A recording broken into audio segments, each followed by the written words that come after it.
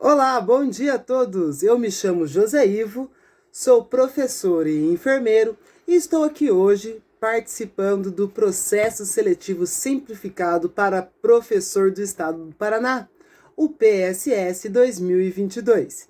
Bom, como já dito, a minha área do conhecimento é a enfermagem e hoje eu estou aqui propondo um tema para biossegurança. É isso aí. Bom, é para educação profissional, né? Na área de enfermagem, como eu já falei. Então, eu vou só comentar com vocês rapidamente um pouquinho do que nós iremos abordar na aula de hoje, né? No tema proposto. Então, é compreender o vasto campo da biossegurança em saúde, discutir eticamente as interfaces de adoção de processos e protocolos de biossegurança, envolvendo os diferentes aspectos relativos ao meio ambiente e à saúde humana. Conceitos estruturantes da biossegurança também serão abordados e discutidos para que a gente possa compreender toda essa ciência. O conteúdo que nós vamos abordar serão as definições de biossegurança, trazido por Costas, tá? 2005. Os protocolos de biossegurança, medidas de prevenção contra a disseminação de agravos em saúde, e os dispositivos da Lei 11.105, de 24 de março de 2005, né? Que é voltada para a manipulação de organismos geneticamente modificados, né? O OGM. E também vamos falar um pouquinho da criação do Conselho Nacional de Biossegurança, para embasar e fundamentar tudo o que nós vamos estar falando aqui de protocolo. Os nossos objetivos de aprendizagem, eles não vão se limitar em definir a biossegurança, mas sim em conhecer e entender as conexões do conteúdo relacionados à biossegurança, né? Como eu já citei um pouquinho, nós vamos falar das disciplinas estruturantes, as disciplinas que dão base e entendimento à biossegurança. Aí vamos também, ao final de tudo, ter realmente elucidado quais são os conceitos de biossegurança, né? E também nós vamos relacioná-las com os nossos acontecimentos em saúde nos últimos anos, né? Afinal, nós estamos agora saindo de uma pandemia na qual protocolos e prevenções estruturadas e fundamentadas em biosseguranças poderiam até não acontecer, né? Poderiam minimizar ou até mesmo não ter tido a pandemia.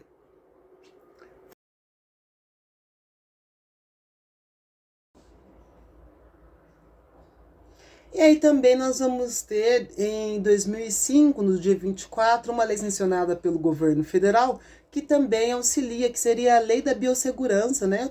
Já comentei também um pouquinho dessa lei, mas só para a gente deixar bem claro, essa lei é o que vai regulamentar, o que vai fundamentar, né? Tudo o que se envolve nas práticas de biossegurança, em todas as instituições de saúde de perímetro nacional, os riscos, né, por agentes químicos, físicos, biológicos, ergonômicos, até psicossociais, né, presentes nesses ambientes que se encontram no contexto da segurança ocupacional, né, na segurança do trabalho. E aí a gente vale lembrar que uma vez que o profissional atinge técnica segura, essas técnicas seguras revertem a quem? Ao paciente, ao usuário, né?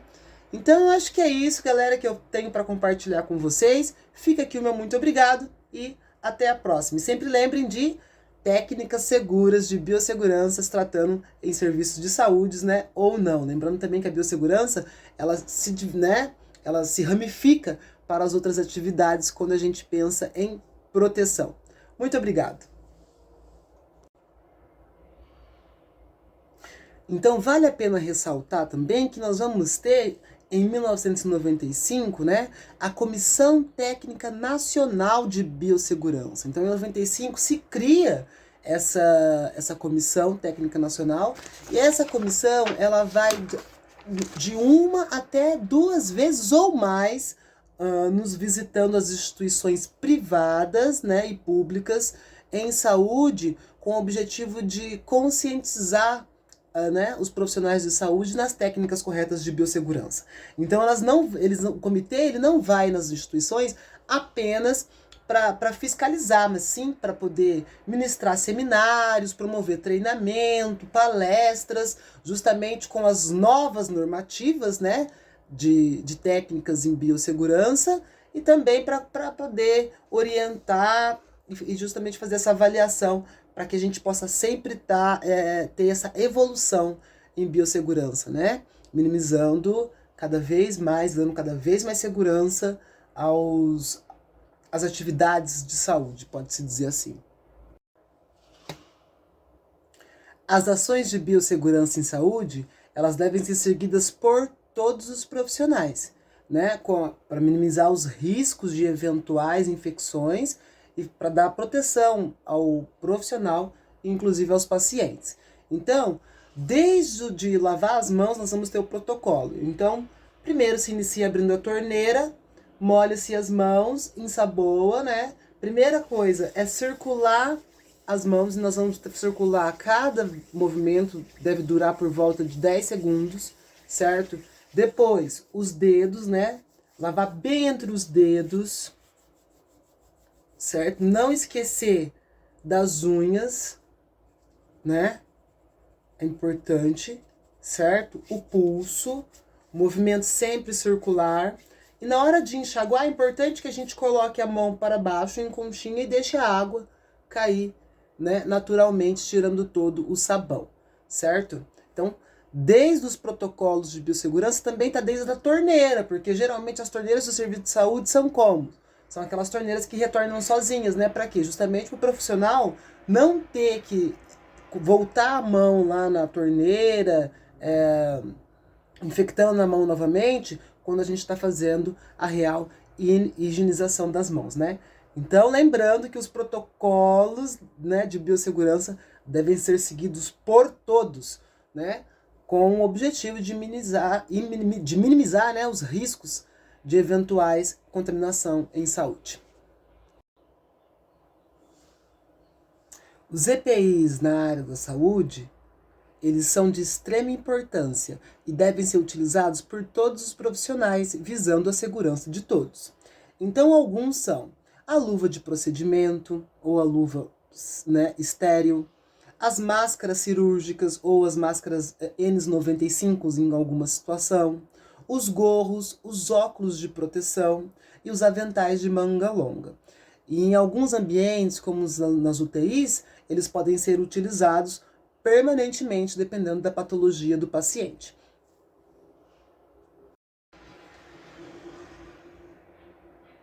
De fato, a biossegurança na área da saúde, ela está relacionada com satisfatórios espaços físicos, com a manipulação de agentes biológicos e químicos, com a utilização de EPIs, né? Equipamentos de proteção individual, até mesmo coletivo.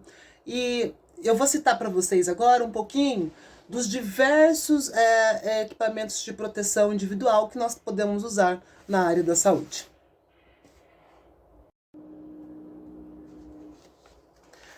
Para que a gente possa entender um pouquinho melhor o contexto da biossegurança, quando eu falo que protocolos e ações de biossegurança poderiam mesmo ter evitado ou minimizado os efeitos da pandemia do Covid-19, vou ler para vocês um pouquinho da definição de pesquisadores da Unicamp sobre biossegurança, só para que a gente possa trazer um pouquinho do contexto para os dias de hoje.